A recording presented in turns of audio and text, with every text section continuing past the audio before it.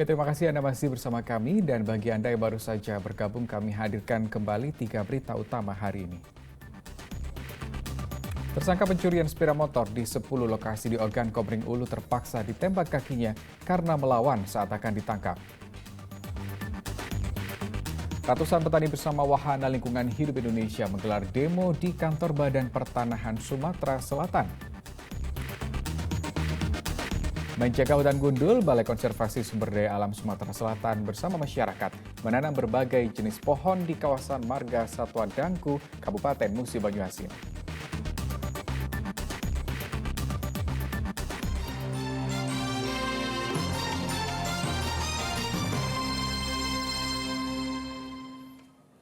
Ya, ratusan petani bersama Wahana Lingkungan Hidup Indonesia atau WALHI menggelar demo di kantor Badan Pertanahan Sumatera Selatan, Palembang. Demo dilakukan dalam rangka memperingati Hari Tani. Para petani yang mengikuti aksi ini datang dari 9 desa di Sumatera Selatan.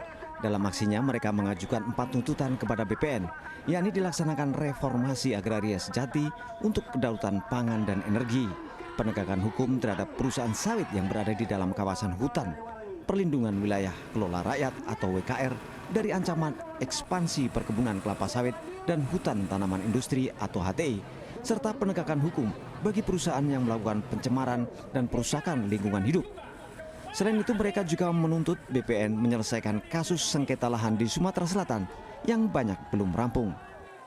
ATR BPN akan mengkoordinasikan ini dan akan diatensi karena ini tidak bisa dilakukan secara misalnya parsial. Tentu ini akan dikonsolidasikan dengan stakeholder terkaitnya, misalnya kayak di PUPR yang berkaitan dengan misalnya kanalisasi, kemudian yang berkaitan juga soal izin HGU yang terbit di kawasan hutan. Ini juga soal perkebunan kelapa sawit yang berada dalam kawasan hutan, itu juga akan dikoordinasikan dengan kawan-kawan kehutanan. Artinya kita akan juga terus berkoordinasi dengan kawan-kawan di BPN untuk menyampaikan mengawal kasus-kasus ini ke depan. Aksi berjalan damai dan bubar setelah tuntutan petani diterima pihak BPN. Petani menuntut realisasi dari aksi demo mereka. Januar Ikhram melaporkan dari Palembang. Ya, petugas BPBD Kabupaten Ogan Ilir masih mensterilkan lokasi semburan lumpur. Langkah ini dilakukan untuk menghindari hal-hal yang tidak diinginkan. Sementara warga dan santri baru diizinkan kembali ke rumah atau asrama pondok setelah kondisi dinyatakan aman. Petugas BPBD Kabupaten Ogan Ilir terus memantau perkembangan semburan lumpur yang berada di area halaman asrama Pondok Pesantren Hilyatul Quran Indralaya. Meski semburan lumpur telah jauh berkurang, jarak 50 meter dari pusat semburan masih disterilkan oleh pemerintah Ogan Ilir. Sementara warga sekitar semburan masih mengungsi ke rumah kerabat mereka. Sedangkan para santri Pondok Pesantren Hilyatul Quran dipindahkan ke gedung milik Yayasan Pondok Pesantren. Pemerintah Kabupaten Ogan Ilir terus berkoordinasi dengan Pertamina, Dinas ESDM Sumatera Selatan, dan Dinas Lingkungan Hidup. Kalau dalam kurun waktu 7 hari ke depan perkembangannya terus membaik, warga baru diperbolehkan pulang ke rumah mereka.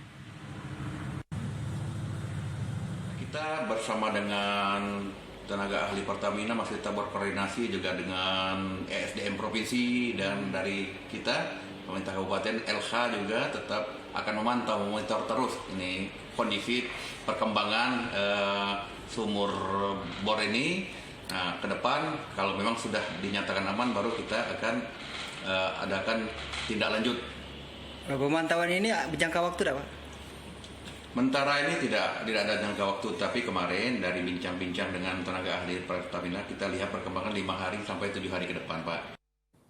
Ya, kita simak informasi lain. Mencegah hutan gundul, Balai Konservasi Sumber Daya Alam Sumatera Selatan bersama masyarakat menanam berbagai jenis pohon di kawasan Marga Satwa Dangku, Kabupaten Musi Banyuasin.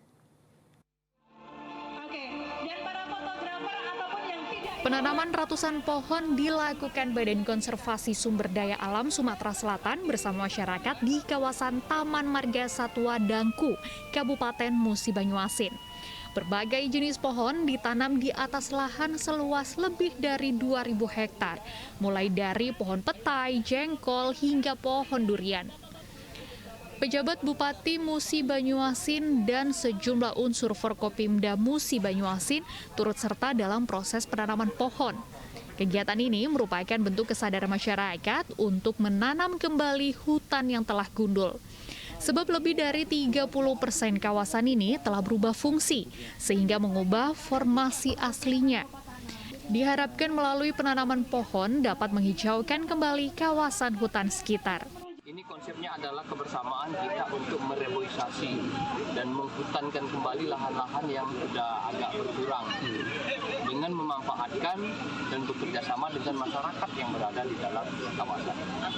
Jadi masyarakat yang berada di dalam kawasan ini kita ajak bersama-sama untuk menjaga agar hutan yang masih ada ini tetap menjadi kawasan hutan. Masyarakat yang selama ini bercocok tanam atau berusaha di dalam kawasan Suaka Marga Satwa, bukan Suaka manusia sebenarnya, ini adalah Suaka Marga Satwa. Tidak kemudian serta-merta kita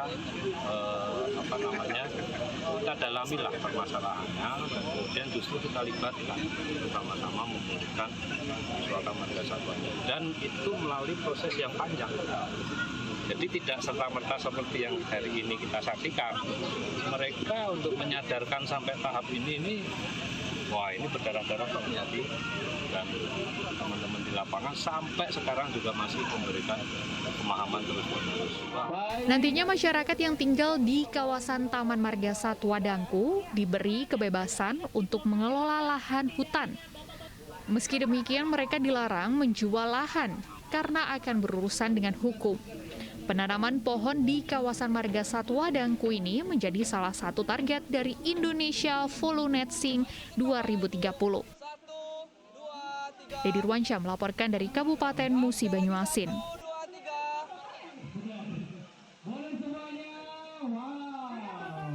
Ya, demikian berita Palembang hari ini. Saya Rusdi Maulana mengucapkan terima kasih atas perhatian dan kebersamaan Anda. Selamat kembali melanjutkan aktivitas dan sampai jumpa.